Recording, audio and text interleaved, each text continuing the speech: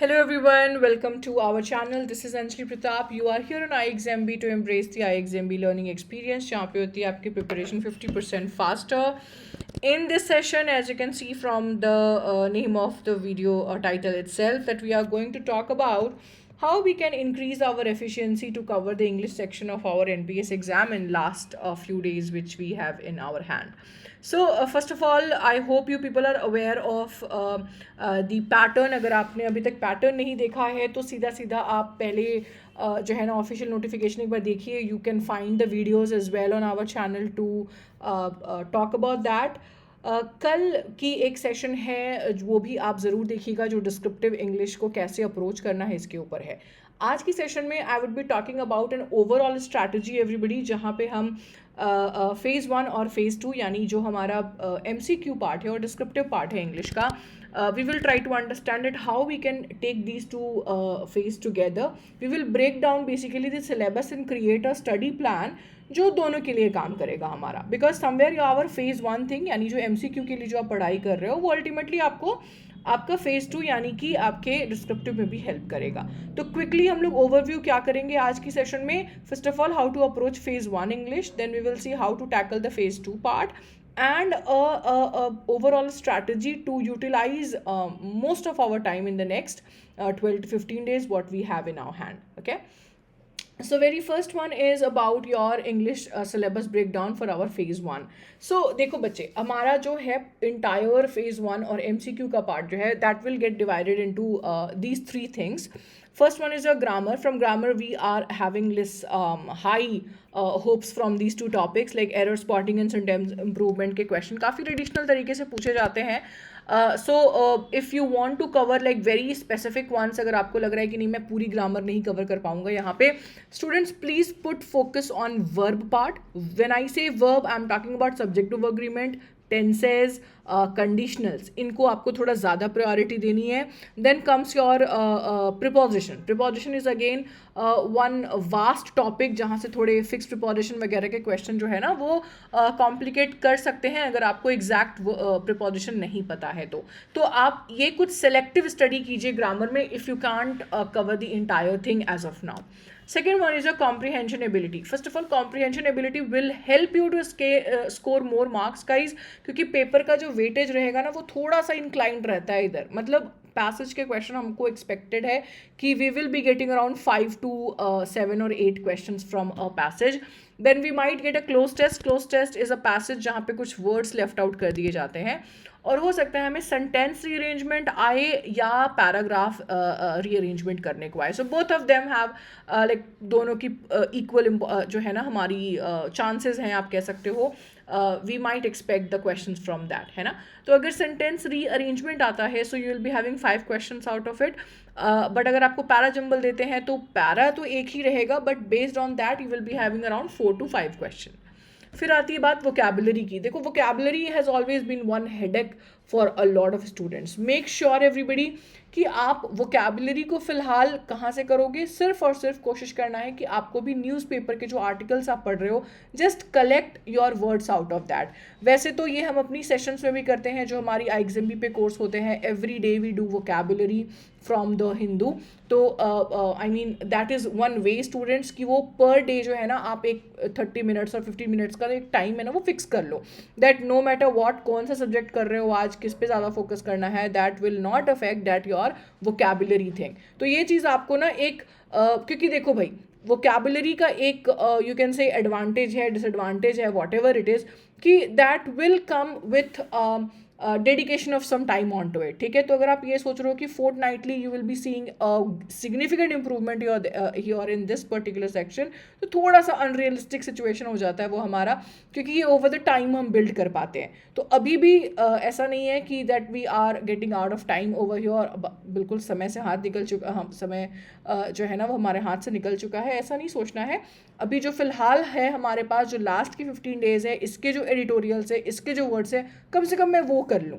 ठीक है, one word substitution करने के लिए एक ही रामबाण है, that is a one panacea everyone for you is root words. अगर आप बस मुश्किल से 50-60 रूट वर्ड्स एक बार फटाफट देख लो, that you can easily get through our PDFs as well as on any grammar book. Good grammar book में भी आपको जो है ना एक चैप्टर रहेगा वन वर्ड सब्स्टिट्यूशन का, वहाँ से आपको मिल सकता है. तो इसके ऊपर अगर आप काम करते हो तो काफ़ी हद तक वोकैबुलरी आपके कंट्रोल में आ जाएगा, because ultimately as I said you are going to use that in your phase 2 also.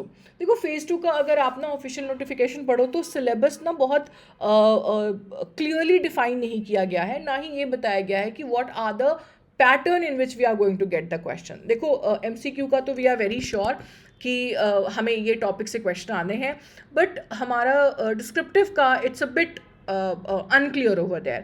So we will just rely on the way these questions have been asked previously.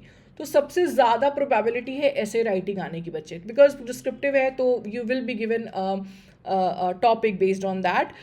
एक और चीज़ यहाँ पे, जब आप अपने ऑफिशियल नोटिफिकेशन रेफर करेंगे तो वहाँ एनेक्चर 1 को रेफर कीजिएगा. वहाँ पे आपका पूरा सिलेबस दिया गया है, लेकिन जो सिलेबस है ना वो इंग्लिश का अलग नहीं है. You will see that in the general studies part. तो जनरल स्टडीज़ के जो टॉपिक्स हैं उसी में से हम किसी टॉपिक पर ऐसे एक्सपेक्ट कर रहे हैं. यहाँ पे प्रेसी राइटिंग क्या होता है, you have to summarise your passage in like 120 to 150 words. ठीक है, तो again your comprehending skill will do some difference over here. Reading comprehension एक 400 to 600 वर्ड का पैसेज आएगा आपको, usually from sources like Hindu, Forbes, Livemint. इनसे आपको expected रहता है कि एक पैसेज आए और उसके ऊपर 4 से 5 क्वेश्चन होंगे, आपको उसका आंसर लिखना है.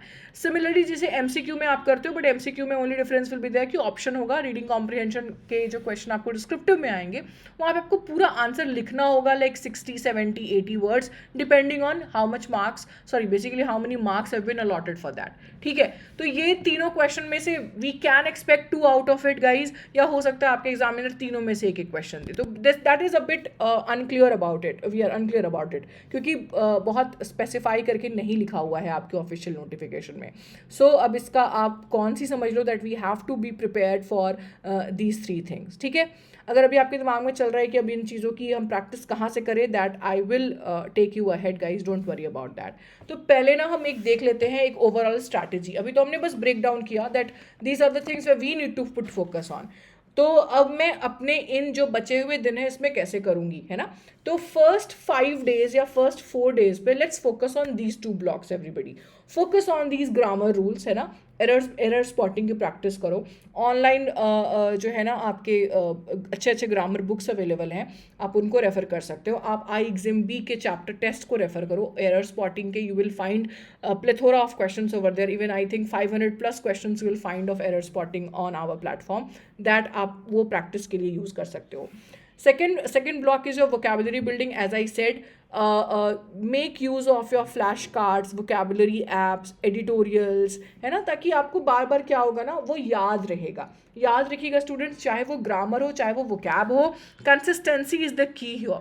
At least spend 1 to 2 hours daily. And कोशिश करनी है कि अगर हम एरर स्पॉटिंग के क्वेश्चन प्रैक्टिस कर रहे हैं तो डेली कम से कम 30 क्वेश्चन हम प्रैक्टिस करें वहाँ पे.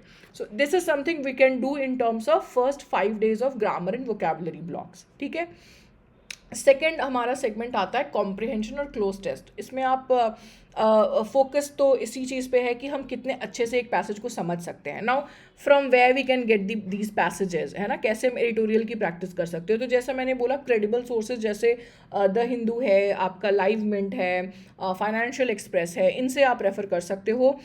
किस चीज़ पे फोकस करना है बच्चे, we need to focus on the theme, tone and key ideas. कोई क्वेश्चन अटेम्प्ट नहीं करना है. डोंट थिंक कि अब मैं इसका क्वेश्चन कहाँ से बनाऊँ, है ना. Just initially focus on your contextual understanding of that passage. If you want to again focus on practice part, आप जैसा मैंने बताया जो चैप्टर टेस्ट हैं IXMB पे, वो आप ले सकते हैं, which will help you to authenticate what you are reading और what you are doing in editorial. ठीक है, फिर आती है बात क्लोज टेस्ट की. इसमें मुझे लगता है the only thing which is going to help you is the practice guys, और कुछ यहाँ पे हेल्प नहीं करेगा.